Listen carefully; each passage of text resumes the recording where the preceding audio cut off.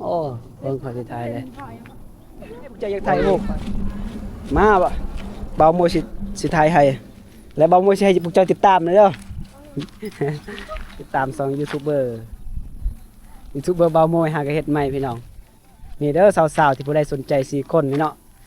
มักคนใดเลือกเอาคนนั้นผู้ใดมักกระทักมาเด้อใน TikTok จะได้ซื้อจังได้ TikTok บอกเต้เป็นหน้าที่เวลาบอกว่าแม่นเป็นหลังเนาะเขาก็โอ้สาวหันคือจังได้เนาะคือเป็นหลังตลอดมันน้ำที่ไล่นะบ่เตะกี่ลายก็แต่จิตใจงามแล้ว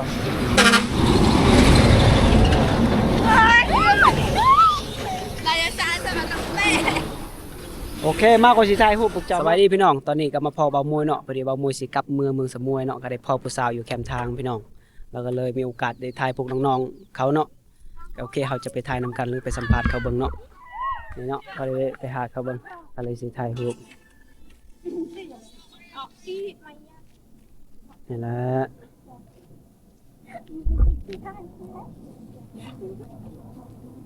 ระวังรถเด้อเซ็ตรถคอย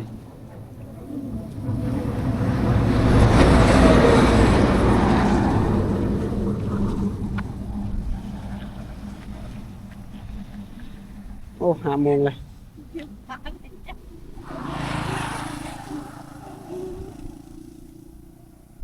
น้องออนยังอยู่เพื่อนบ่น้องออนยังอ่อนสิออนไปชิดรอยประเดี๋ยวนี้คือสาวของสาวบ้านออนเนาะคือสาวออนที่คอยถ่ายตอนนั้นเนาะและทุกคนก็อยากให้คอยไปถ่ายเองเนาะแล้วก็สิไปถ่ายต่อเองมีแต่คนงามๆในสาวออนเลยเจอนางออนนั่นแหละนางดูสาวอ่อนคนนู้นเราไปถ่ายกันอันตเวลีกี่ปืนเบลก็มาเอาแต่หม้อเลยปืนแวนละไอ้แปลละมาเยี่ยมไว้ปลายเลยทำกันดีกันหม้อละพลาดอันมาขับรถ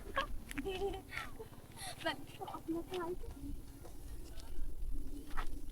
ยผู้สาวมีแต่เป็นหลังเนาะนอละมาเม่งกอกเลยแม่นอกอกเหรอมาเยี่ยมเหรอเลยบนมัวเลยบนมัวได้หน่อยเลยนี่นะเอากระสาวมาแล้วหน่อยสาวเตรียโอ้ยบุคักนะสาวขวยสาวแบะนี่ยังเคยเจอเลยสาวแบะสาวตุ๊กเนาะสาวเกศชนบทกับประมาณนี้แหละ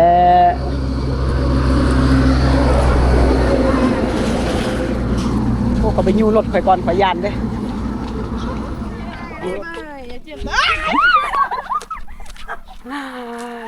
เรื่องนี้แหละแจ้งอย่าพาได้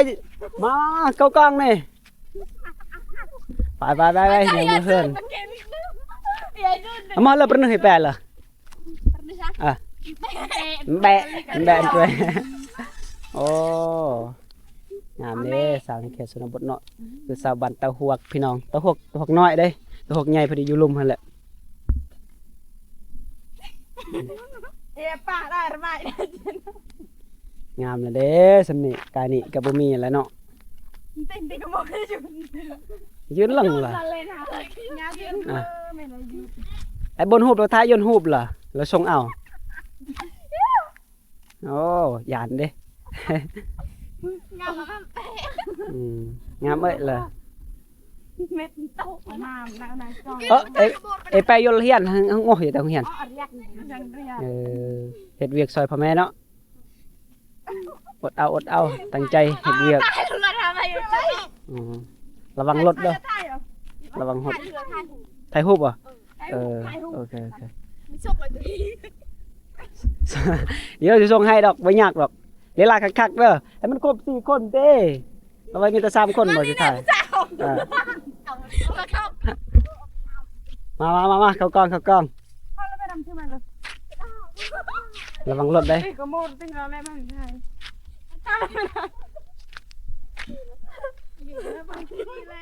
แม่นบ่อยู่ฮอด30 ปีเลยเด้โอ้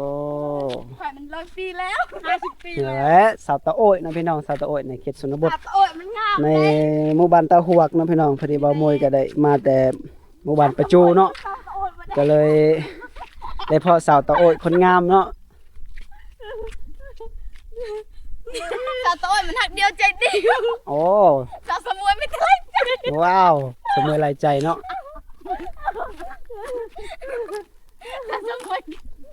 ที่เลิกก็หมดเลย หม้อกับหมอดเลย หมดในกันเร่ก็หมดเลยจ้ะดิก็หมดชื่อตีก็หมดไปได้ มีแต่เป็นลังเนาะ เดี๋ยวไปเลยตีก็หมดเลยให้มาทำ หม้อเลย ตกผูปัญจายไปเลย หม้อ หมดเวรเลยอ่ะก็หมดเลย เฮ้ยแปลแล้วกับหมอดอย่างคนแต่กับหมอด ก็หมดมาช้าเต้น อ๋ เปื่อย อก็มาอามามเอียวอันละมาอามามเต้ยอยู่น้องกับหมอดอันยังไงล่ะขอให้เบอร์เอียวเอ้ย แล้วมาเลยต่อกันมา อย่าเท่ามาแล้วอามามเต้ยเหรอ ถ่ายที่ทำเต้มันเป็น จะได้ เขาเยอะกดเดียวหน้าก็หมดแล้วอัตรารุ่ง นี่แหละผู้สาวในเขตชนบท เป็นแก้บ้าแม่ตาย ดัง หมดตายก็หมดอัตรารุ่งหมดตายก็หมด นี่แหละผู้ใดสนใจเนาะสาวตาหวกคนงามเนาะสาวตาโอด ใจทำเม็ดมาเด้อ โอ้บอกหน่อยติบอก FC หน่อยติอยู่นี่ว่าผู้ใดสนใจต้องเฮ็ดแนวใดบัดนี้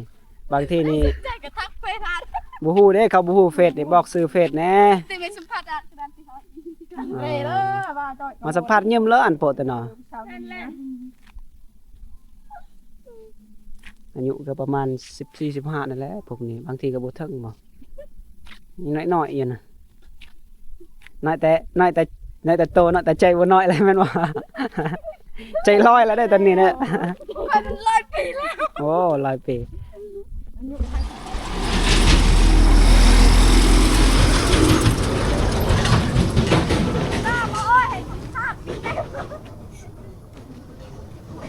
ต่อมประทายอันเราไม่เก็บปลาเออ โอ้เบิ่งขอสิทายเลยไปขอทายให้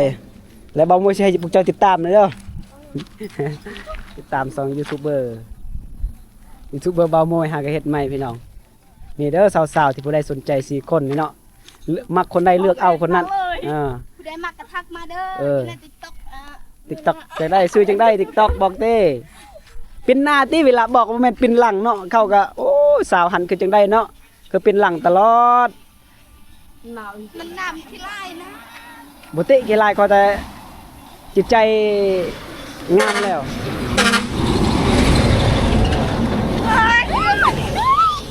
ลายซาสมาตั้งแต่ โอเคมากกว่าสิถ่ายรูปพวกเจ้ามาโปะเลยยะโปะนักกันนานเนาะเนาะโอ้ยพอดีได้พอแม่เฒ่านะพี่น้องนี่แหละมีลูกสาวบ่นี่แหละ หน้าลาวอ่ะตะโกนมันตะลาวเลยเนี่ยเฮ้ยเยอะอย่าง งาม เงี้ย เห็นมั้ย คู่อย่างหน้าคู่เอ้ย คุยอ่ะ คู่อาจจะเกลือจ่อย เออ มาอยากโจทย์แต่ไก่อยากเมื่อได้ไก่ ตัวทั้งหมดไปหลานไปดิ เวลาจุดจ้าง เอา ไม่ไปมาถือ เต็มที่ เป็นคนบัดนึง บ่มวยตัวยาวพวกน้องๆแหละคอยสิท่าอยู่ดอกคอยเผามือดอกน้อยก็สิมือคำ เอาถ่ายเอาไปกินเอาไม่พอดีบ้านนี้อ่ะถ่ายรูปเอาไว้ถ่ายรูปเอาไว้ ๆถ่ายรูปเอาไว้ มันตั้งเอาไว้ ถ่าย4คนเลยสาวผู้สาวมา4คนจังหน่อยบ่แม่นผู้บ่าวเด้ ไม่ได้ถ่ายรูปเลยพยาเจียน ยังมาเจ็ดย่ำเหรอถ่ายรูปซื่อๆงามหมดหน้าก็มีดังก็มีตาก็มีงามแล้วสำนัน อยู่แต่บ่งามก็อาย ไหวดอก เห็นคนสวยเห็นเราทำไปมากกลัวจะได้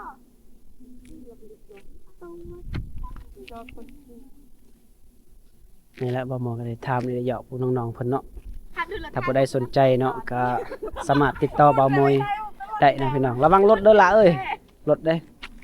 เขาเบรกบ่ทันจังหน่อยนี่มุ่นได้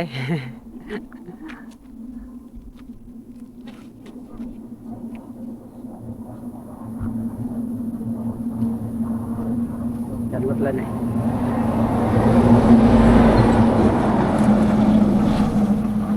โอ้โห อันถ่ายไปเลยถ่ายแบ่งอาจารย์ก่อนยืนแม่ยืนแล้วเลยนะ เต้นแม่โอ้สบายดีเนาะหรือว่าสวัสดีเนาะตอนนี้เนาะก็คือเบามวยได้พ่อผูกน้องๆในหมู่บ้านตะฮวกเนาะ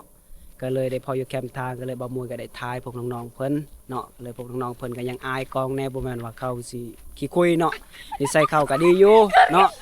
แต่ว่าเขาก็ยังอายอยู่ยังเป็นเด็กน้อยเนาะก็คือสาวตะโอ้ยเนาะหมู่บ้านตะหวกเนาะถ้าพี่น้องคนใดที่สนใจเนาะแล้วก็เลือกเอาเลยเนาะนี่เนาะมักผู้ใด งาม เนาะ หมดได้ ก็ให้เอาผู้นั้นเนาะน้อง บ่ได้มากระทักหาเด้อ โอ้ฮันเด้บ่ได้มักก็ทักหาเด้อเนาะแล้วผู้ใดสนใจก็เลือกเอามักผู้ใดก็มักเสื้อดำมักเสื้อแดงเสื้อขาวแล้วก็เสื้ออีหยังระบ่ฮู้แหละเสื้อลายหั่นก็สามารถทักหาได้เนาะ เอ้ยบ่ทายคือโจ สิกลับบ้านแล้วเนาะเพราะว่าเส้นทางก็ยังไกลเด้ ฟรีเลย ดังนั้นก็อยากให้พี่น้องติดตามเพื่อเป็นกำลังใจให้เบามวย แม่ก็บ่ โอ ทา เค ยเลย เบามวยก็จะเดินทางกลับก่อนเอาประสบดีพี่น้องบ๊ายบาย FC ทุกคน